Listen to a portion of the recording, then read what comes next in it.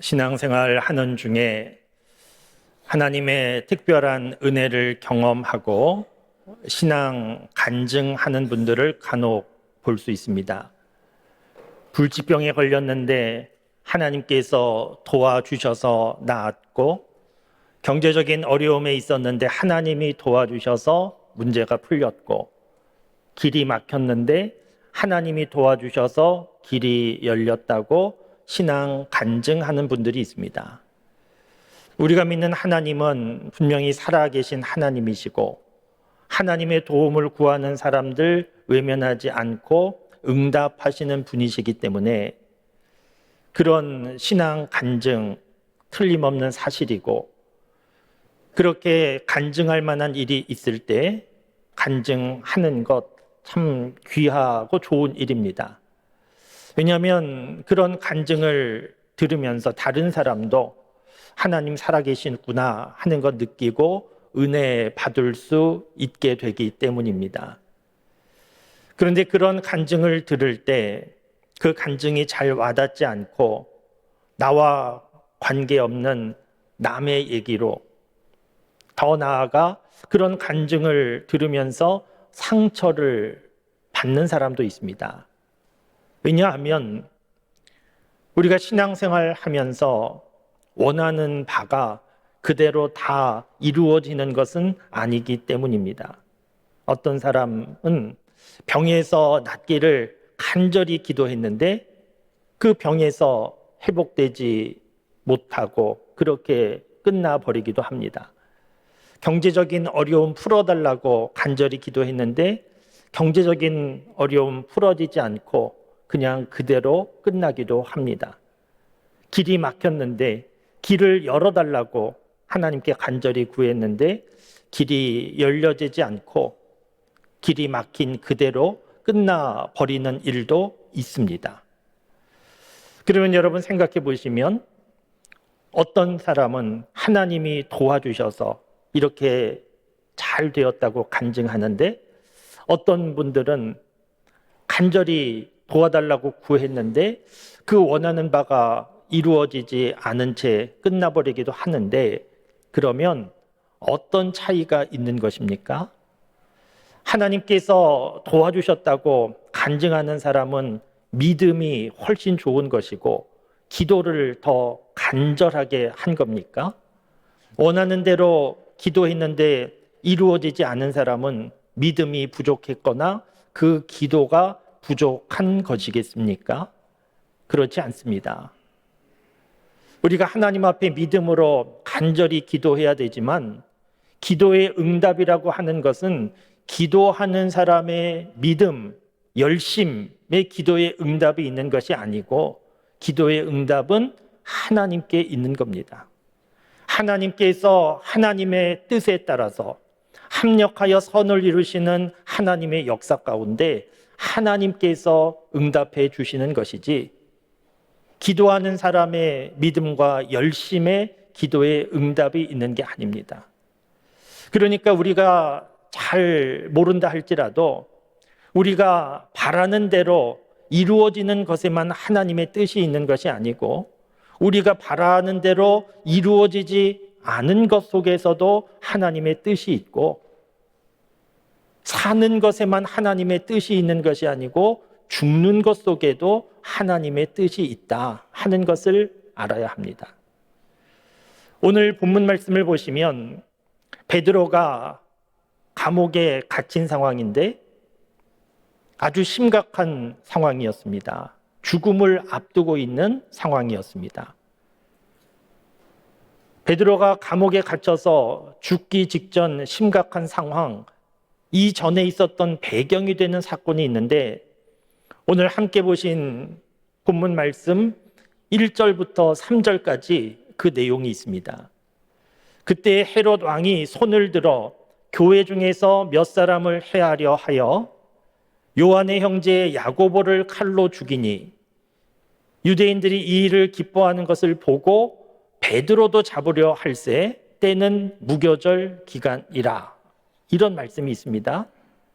예수님께서 세상에 오셔서 사역하실 당시에 그 지역의 로마 총독은 헤롯 아그리빠라고 하는 왕인데, 이 헤롯 아그리빠 왕이 예수님의 제자 야고보를 잡아서 죽였더니 유대인들이 좋아했다는 겁니다. 그래서 베드로도 잡아 죽이려고 했는데 그때가 무교절이었다는 겁니다. 이 헤롯 왕은 정치적인 기반이 약했습니다. 그래서 자기가 다스리고 있던 유대 지역에 밀란이 일어나는 것, 소동이 일어나는 것 아주 두려워했는데, 보니까 유대 종교 지도자들이 예수님의 제자들을 무척 싫어하고 미워하는 것을 보게 되었습니다. 그래서 예수님의 제자 가운데 야고보를 잡아 죽였더니 자신의 생각대로 유대 종교 지도자들이 무척 좋아하는 것을 보고 베드로도 잡아 죽여야 되겠다 생각하고 베드로도 잡았다는 겁니다.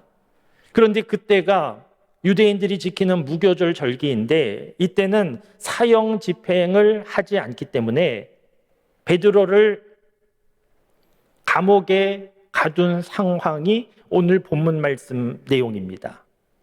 지금 이 헤롯 왕은 몇 명을 죽이든지 그게 문제되는 사람이 아닙니다. 몇 명을 죽여서라도 자기의 자리가 안정될 수 있다고 하면 예수님의 제자 다 죽일 수 있는 사람인데, 그래서 지금 베드로도 죽이려고 붙잡아 온 것인데, 결론적으로 보면 베드로는 죽지 않았습니다. 오늘 말씀에 기록된 대로 하나님의 천사가 나타나서 특별한 하나님의 역사 가운데 베드로가 감옥에서 나오게 됐습니다. 여러분, 이 상황을 생각해 보시면 베드로 붙잡기 전에 야고보를 붙잡아서 죽였습니다. 그리고 유대 종교 지도자들이 좋아하는 것을 보면서 베드로도 붙잡은 겁니다. 시차가 얼마 되지 않습니다. 야고보 붙잡혀서 갇혀있던 감옥, 바로 그 감옥에 베드로도 붙잡혀서 갇혀있는 겁니다. 그런데 야고보는 죽었고 베드로는 살았습니다. 그것도 하나님의 특별한 역사 가운데 하나님이 천사를 보내셔서 베드로를 살려주셨습니다. 그러면 생각해 보시면 같은 감옥에 갇혀 있습니다. 시차도 얼마 나지 않습니다. 둘 다 예수님의 제자였습니다. 그런데 야고보는 죽고 베드로는 살아났는데 그 이유는 무엇이겠습니까? 야고보가 베드로보다 믿음이 부족한 것입니까? 기도가 부족한 것입니까? 베드로는 야고보보다 믿음이 좋았고 기도를 더 간절히 많이 한 겁니까? 그렇지 않습니다. 왜 야고보는 죽었는지, 왜 베드로는 살았는지 우리가 그 이유를 다 설명할 수 없지만 여기에도 분명한 것은 하나님의 뜻이 있더라는 겁니다. 나중에 베드로도 결국 다 죽었습니다.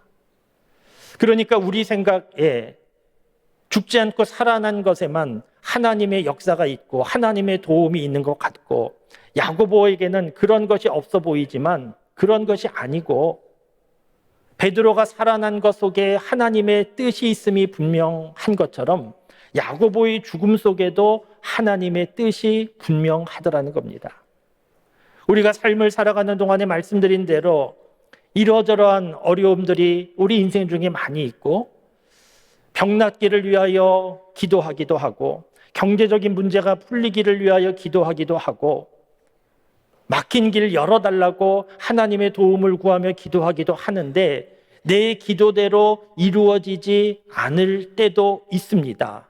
그럴 때 우리가 잘 알아야 되는데, 하나님께서 내 기도를 안 들어주시는 것이 아니고 내가 믿음이 부족하기 때문에, 내가 열심히 기도하지 않기 때문에 하나님께서 안 들어주신 것이 아니고, 나는 잘 모르지만, 나는 이해할 수 없지만 이 모든 일 속에 하나님의 뜻이 있다라고 하는 것이 분명한 사실입니다. 사랑하는 사람과 사별하는 일도 있습니다. 그 사별의 슬픔을 겪는 일도 있습니다. 왜 이런 일이 있게 되는가? 우리가 다 이해할 수 없고 설명할 수 없지만, 그러나 믿음이 부족하기 때문에, 기도가 부족하기 때문에 그런 것이 아니고, 사는 것 속에도 죽는 것 속에도 하나님의 뜻이 있다 하는 것을 우리가 인정해야 되고, 무엇보다 우리가 믿는 하나님은 사랑의 하나님이시다 하는 것을 인정해야 됩니다. 이 세상 살아가는 동안에 우리가 다 이해할 수 없고 알 수가 없습니다.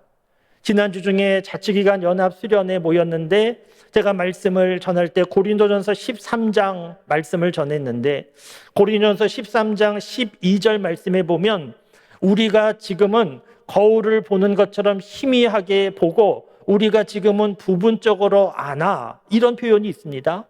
지금 우리가 살고 있는 세상 선명하게 뚜렷하게 모든 것을 다 알고 이해하는 세상이 아니고, 보기는 보아도 알기는 알아도 온전하게 보거나 알지 못하는 그런 세상이라는 겁니다. 그러나 하나님 앞에 가면 우리가 이해가 되지 않던 일도, 설명할 수 없었던 일도 하나님 앞에 가면 다 알게 되고 이해할 수 있게 된다는 겁니다.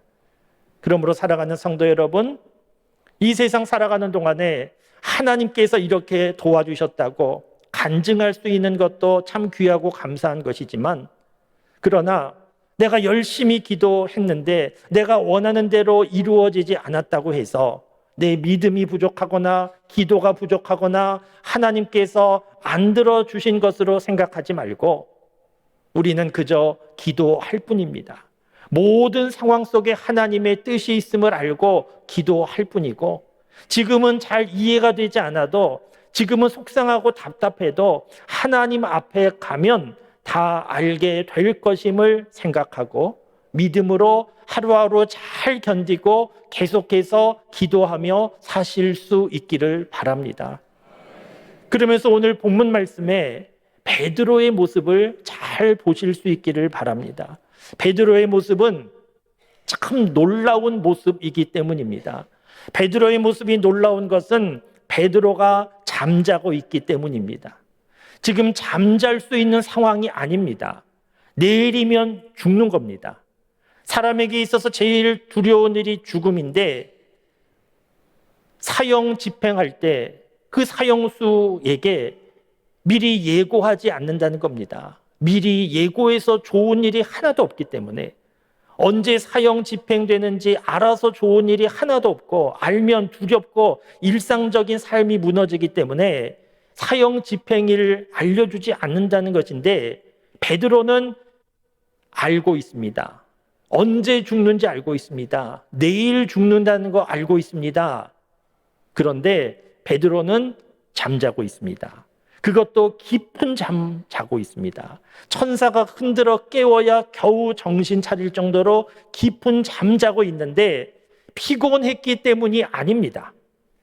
베드로가 내일 죽을 줄 알면서도 감옥에서 깊은 잠을 자고 있는 이 모습 속에 중요한 두 가지 믿음이 있습니다. 첫 번째 믿음은 베드로가 직접 기록한 베드로전서 5장 7절에 그 믿음이 기록되어 있는데, 너희 염려를 다 주께 맡기라, 이는 그가 너희를 돌보심이라 는 말씀이 있습니다. 염려라고 하는 단어가 헬라어로 메림나오라고 하는 단어인데, 이 단어는 갈라지다라고 하는 단어와 마음이라고 하는 두 단어가 결합되어 염려가 된 겁니다. 갈라지다, 마음. 염려는 무엇인가 하면 마음이, 생각이 여러 갈래로 갈라지고 있는 게 염려라는 겁니다.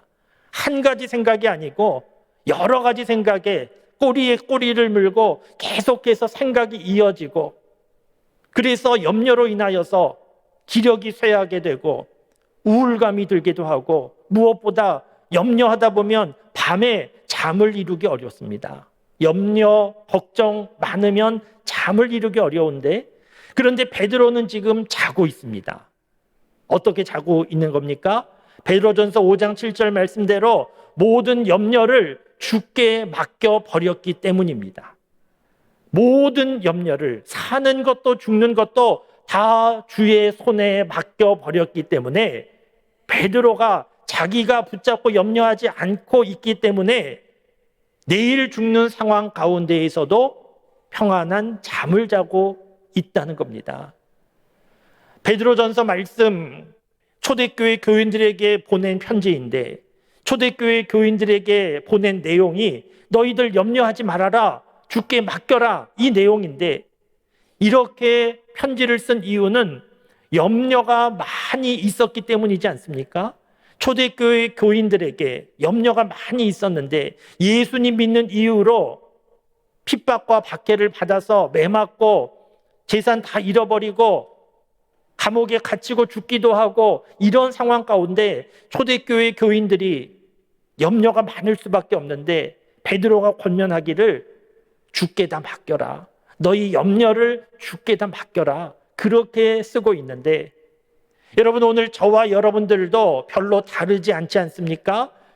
우리는 초대교회 교인들처럼 예수님 믿는다고 핍박 박해받는 것 아니지만 우리의 삶 속에 이러저러한 염려가 얼마나 많이 있습니까? 이런 염려 가운데 주시는 하나님의 말씀이 무엇인가 하면 베드로전서 5장 7절 말씀뿐만이 아니고 마태복음 6장 27절 말씀에도 보면 너희 중에 누가 염려함으로 그 길을 한 자라도 더할 수 있겠느냐, 이런 말씀이 있습니다. 이 말씀의 의미는 염려함으로 문제가 풀린다면 염려해라. 그러나 아무리 염려해도 문제가 풀리지 않는데 염려 왜 하느냐, 하지 말아라. 염려거리가 있으면 하나님께 맡기라는 겁니다. 믿음은 그런 겁니다. 예수님 믿는다고 믿음으로 산다고 염려가 없어지는 게 아니고, 염려는 있지만 그러나 그 염려를 내가 붙잡고 있는 것이 아니고 하나님께 다 맡기는 것이 믿음입니다.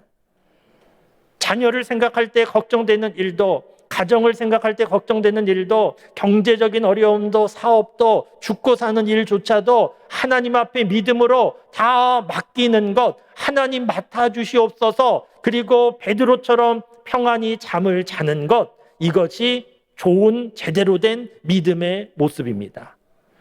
사랑하는 성도 여러분, 오늘도 일상적인 삶을 살아가는 중에 여러 가지 염려되는 일들 속에 우리가 살고 있고, 그러한 상황 속에 오늘도 하나님 앞에 나와 예배드리고 있는데, 하나님 말씀하신 대로 염려함으로 해결되는 것이 아니기 때문에 베드로가 권면하고 있는 대로 너희 염려를 주께 다 맡겨라, 그리하면 하나님께서 맡아주신다 하는 말씀을 믿고 하나님께 믿음으로 맡길 수 있기를 바랍니다. 오늘 본문 말씀에서 베드로가 감옥 안에서 평안히 잠을 잘 수 있었던 두 번째 중요한 믿음이 있는데, 그 믿음은 베드로가 붙잡힌 이유 속에 믿음이 있습니다. 베드로가 지금 붙잡혀서 감옥에 갇혔습니다. 왜 붙잡혔겠습니까? 다른 사람 물건 훔친 것이 아니고, 다른 사람 죽인 것이 아니고, 정치범도 아니고, 양심수도 아닌데 왜 붙잡혔겠습니까? 아무 이유 없이 붙잡힌 것이 아니고 이유가 있기는 있었습니다. 어떤 이유가 있었는가 하면 베드로가 다니면서 십자가에 죽은 예수님이 다시 살아나셨다고, 부활하셨다고 이러면서 다닐 때 베드로가 사람들을 선동하고 있다고, 그래서 붙잡힌 겁니다. 사도행전 5장 말씀에 보면 베드로가 오늘 말씀 전에 유대 종교 지도자들에게 붙잡혀서 감옥에 갇힌 일이 있었습니다. 그때 왜 붙잡혔는가 하면 유대 종교 지도자들이 예수님을 십자가에 못 박으라고 선동했고, 그래서 결국 예수님께서 십자가에 죽으셨는데, 그런데 예수님의 제자들이 다니면서 십자가에서 죽으신 예수님 부활하셨다고, 살아나셨다고, 그분은 하나님의 아들이라고 말하면서 다니니까 유대 종교 지도자들 입장이 곤란해진 겁니다. 자기들이 죽였는데, 그런데 그 예수님이 살아나셨다고, 하나님의 아들이라고 말하고 다니니까 곤란해서, 그래서 예수님 제자들을 붙잡았는데 베드로도 붙잡혔고 매도 맞고 유대 종교 지도자들이 협박하고 겁을 주면서 나가서 다시는 그런 말 하지 말아라, 그리고 풀어줬는데, 베드로는 풀려난 후에도 조금도 두려워하지 않고 다니면서 계속해서 예수님 부활하셨다고, 예수님 살아나셨다고 그런 말 하고 다니다가 또 붙잡혀 온 겁니다. 그러니까 여러분, 지금 베드로에게는 어떤 믿음이 있는 겁니까?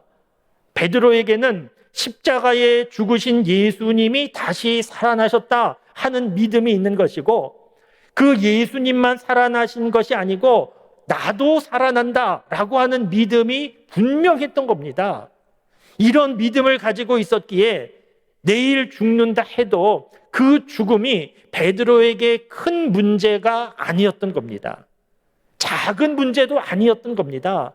오히려 베드로에게 있어서 내일은 죽는 날이 아니고 예수님처럼 부활하는 날이었기 때문에, 이 믿음이 있었기 때문에 죽음도 전혀 문제가 되지 않고 평안히 잠을 잘 수 있었던 겁니다.